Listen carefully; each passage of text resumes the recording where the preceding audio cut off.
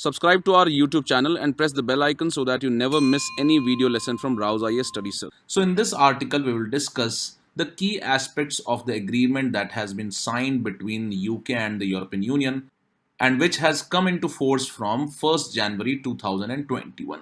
So let us look at the key aspects of this deal that has been signed between UK and EU and what changes in the relationship between UK and EU after the coming up of this agreement. Also, we'll look at what are the apprehensions for India after the Brexit from the EU and what are the opportunities for India at the same time. So, we will look at all these aspects and we will be discussing this issue in a question answer format. So, let us start with the first question, that is, what is the Brexit deal? Now, the term Brexit simply refers to British exit, that is, it refers to the United Kingdom leaving the European Union. And regarding European Union, we all know that it is an economic and political union which involved 28 European countries. Now, what this EU did was that it allowed free trade and free movement of people to live and work in whichever country they choose among the 28 European countries which are the part of the European Union. And the United Kingdom had joined this European Union in 1973. And at that time, it was known as European Economic Community. And UK is the first member state to withdraw from the EU or exit the European Union. So in this regard, the United Kingdom had voted to leave the European Union in 2016 and it officially left the trading bloc on 31st January 2020. And both the sides, that is the UK and EU, agreed to keep many things in terms of the trade and movement of people the same as it used to be when UK was a member of the EU until December 31st, 2020. And this was done in order to allow enough time to agree to the terms of the new trade deal that had to be signed between the UK and the EU. And now the UK and EU have signed this trade deal. So let us look at key aspects of the new trade deal that has been signed between the UK and the EU. So this UK-EU Trade and Cooperation Agreement is a deal that contains new rules for how the UK and the European Union will live, work and trade together. And that is because UK is no more a member of the European Union now. Now, a key aspect of the new trade deal that has been signed between the United Kingdom and the European Union is that it retains the zero tariffs and the quotas trade regime of the past on all the import of the goods. Now, what this simply means is that when UK was a part of the European Union, no custom duties were imposed on imports either from UK into EU or from EU into UK. And this non-imposition of custom duties on the goods and services was known as zero tariffs. Further, zero quota means that there was no limit on the volume of goods that are traded between the member countries of the European Union. And this remains the same even in this UK-EU trade agreement, which means that there will be no limit on the volume of goods that can be traded between the UK and the EU. Now, these tariffs and quotas are generally known as the tariff barriers because under such a regime, tax is imposed on the imports from the other nations. However, besides these tariff barriers, there are non-tariff barriers also. And they can be related to standards for the working condition of the labor from the other country, and there can be standards for social and environmental regulations. So under this deal between the UK and the EU, both the sides have agreed to shared or common rules on standards on the workers' right, and also they have agreed to common rules on the social as well as environmental regulation. So this means that in terms of trade, things are likely to remain the same and not much has changed.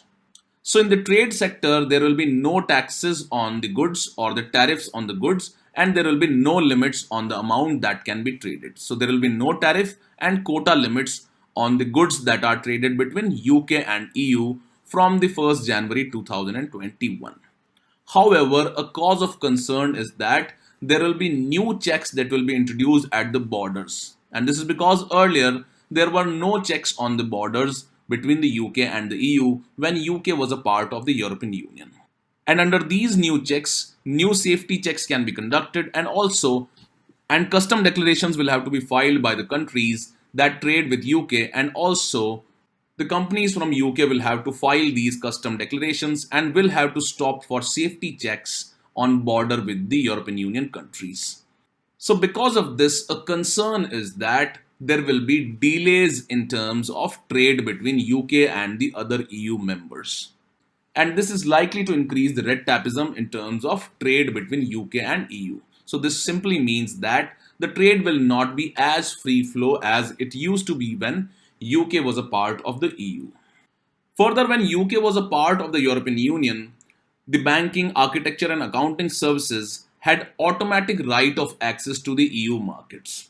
However, such business offering services such as banking, architecture, and accounting will lose this automatic right of access to the EU markets and they will face some sort of restrictions. Further, there will no longer be automatic recognition of professional qualifications for people such as doctors, chefs, and architects. So, this is another concern in terms of services and qualifications between the UK and the EU. Another major change that has happened after the coming of this trade deal is that there will be no role in the UK for the European Court of Justice, which is the highest court of EU. And if any dispute arises between UK and EU, that cannot be solved by the European Court of Justice, which earlier used to happen. Now, if any dispute arises and which cannot be solved between UK and EU, it will be referred to an independent tribunal. So these are the changes in terms of the trade in goods and services and also the role of European Court of Justice and other disputes that are likely to arise between UK and EU in terms of different aspects of trades and services. So now what changes after the January 1, 2021? So basically earlier when UK was a member of the European Union, there was freedom to work and live between UK and EU.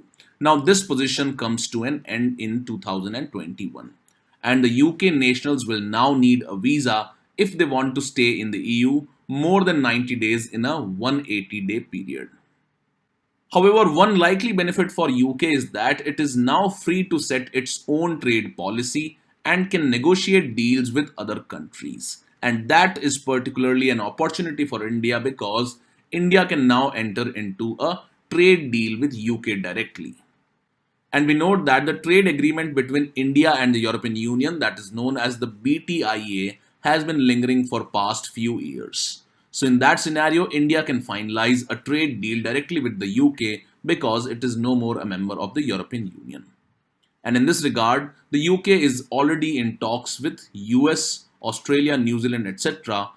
for a trade deal. And these countries currently do not have free trade deals with the European Union. Further, regarding disruption at the borders between UK and the EU countries, it is being said that there may not be new taxes to pay at the border according to the new trade deal that has been signed. However, there will be new paperwork and this could cause serious delays for the trade between UK and the European Union and which is a serious cause of concern. Further, what all has still not been finalized, so decisions are still to be made on data sharing and on financial services, and the agreement on fishing is only likely to last for 5 years only. So that will again bring up issues between UK and EU. So these are a few simple aspects of the UK and the EU deal, and the details of the impact will keep coming in the newspapers in the coming months. So let us wait for proper details to come out as to what will be the impact of this trade agreement that has been signed between UK and EU on the UK and EU's economy. In this regard, we have already discussed as to what could be the likely impact on India if UK exits the European Union. Now, those concerns and opportunities still stand true. However, the British exit from the European Union has not been as harsh as it was expected earlier. But the terms of these trade deals can, however, be changed in the near future, and that will always be a cause of concern for India. So let us revise from that previous video as to what are the concerns for India regarding the Brexit. Now, looking at the concerns for India due to Brexit, first is that the United Kingdom had been the bridge through which Indian companies used to enter into European Union. Now, we note that the European Union is a single market and there is ease of doing trade across the countries which are a part of the European Union. However, if United Kingdom exits from the European Union, this will impact the Indian companies which are based in UK. So presently what Indian companies used to do is that they were based in UK and from there they used to trade with other countries of the European Union. Now, however, if Brexit happens, the Indian companies will have to strive separately for these two different markets. That is, they will have to handle the trade in UK differently from that of the trade in other countries which are part of the European Union. So they will have to devise different or separate strategies for both these markets if UK exits the European Union. Now, an impact of this would be that the Brexit will increase the overhead cost for the Indian companies and also it will increase the cost for setting up of new headquarters in EU on the one hand and UK on the other hand. So this is one of the impacts for the Indian companies which are presently operating in UK. Now, one of the good example of this can be the Jaguar which has been acquired by Tata. Now, as Tata has acquired Jaguar and because UK is a part of the European Union, Tata enjoys zero custom duty on trade in the European Union market. However, if Britain exits the European Union, the Tata company might face higher logistic cost. Also, there can be custom duties which can be imposed by the EU and also other regulations etc. will make it difficult for the Jaguar to keep up its trade. And this might make the cars of the Jaguar company a bit less competitive as compared to the present times. So this will be the likely impact on the companies which are presently trading in UK. Now, another important concern for India here is the vulnerability of pound after the Brexit. And there can be slide in the value of the pound and this shows the exchange rate uncertainty of the pound. Now, here it should be noted that dollar is the most strong currency across the world. However, if you look at other currencies, pound is the second important currency. And we know that pound is also one of the currencies which has been included under the IMF's special drawing rights or the SDRs. So this shows that pound is also one of the important currencies after the dollar. However, if Britain exits from the European Union and if the value of pound slides down, it will lead to an increase in the value of dollar across the globe. Now, if the value of dollar increases, it adversely impacts the value of other currencies across the world. And this can lead to worsening of the current account deficit for India as the dollar will be strengthened because of sliding of the pound. Now, why this current account deficit for India would increase? So this is mainly because India is mainly dependent upon oil imports. And if the value of dollar increases, the cost of these imports increase. So as India is importing majority of its oil consumption, it might lead to increase in the import bills for India. And that could be one of the reasons for worsening of current account deficit for India if the pound slides and dollar strengthens. Second impact is that the bonds which are raised by Indian firms and companies will see a rise in the servicing costs. So if the exchange rate of dollar was $1 for rupees 70, and if due to Brexit the value of pound slides and there is an increase in the value of dollar, which means that the dollar's value can increase up to 75 rupees or even 80 rupees. Now, due to this, what happens is that if any Indian firm has raised money from the external markets through the external commercial borrowings, and if the value of dollar increases and the value of rupee slides simultaneously, this will increase the cost of interest that the Indian companies have to pay for such borrowings. So that is also one of the impact that the bonds which are raised by Indian firms will see a rise in the servicing costs of such bonds. And the third impact is that Indian exports to UK will suffer due to the collapse or decrease in the value of pound. Now, a simple example can be that if the value of 1 pound as of now was about rupees 80, and if the value of pound slides, this means that the value of rupee is increasing. So the exchange rate, that is 1 pound, will now be exchanged at a lesser price, that is, let's say rupees 70. And as the value of pound decreases, Indian exports will become less competitive. So it is said that if the pound collapses, India's exports to UK might suffer. So these are few of the concerns which have been raised by India regarding the Brexit process. However, despite these concerns, it also provides certain opportunities to India. So let us look at these opportunities which will be created because of Brexit or exit of Britain from the European Union. Now, first is that as the Britain exits from European Union, it will now actively look for trade partners. And we know that India is one of the important trading partners of UK presently. Further, India has had traditionally strong ties with the Britain. And also, India is one of the largest emerging economy in the world. And that is why UK would have a tilt towards India and will increase its trade with India. So that is one of the opportunity that is created by the Brexit from EU. Second is that UK would be freed from strict rule-based trade regime which is followed by European Union presently. And it will simplify the process of India having a free trade agreement with the UK. Now you might be knowing that India and EU are presently negotiating a free trade agreement, and that is known as Broad-Based Trade and Investment Agreement or BTIA. However, the negotiations for finalizing the BTIA are stuck because of strict rules that are applied by the EU regarding the trade with EU.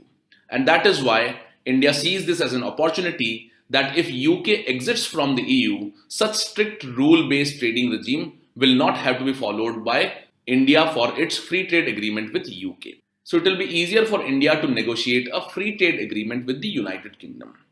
Now the third point here that should be noted is that presently all the decisions in the European Union are taken by consensus and they are not taken by the majority. And such a consensus-based decision making makes it difficult for finalizing various issues in the EU.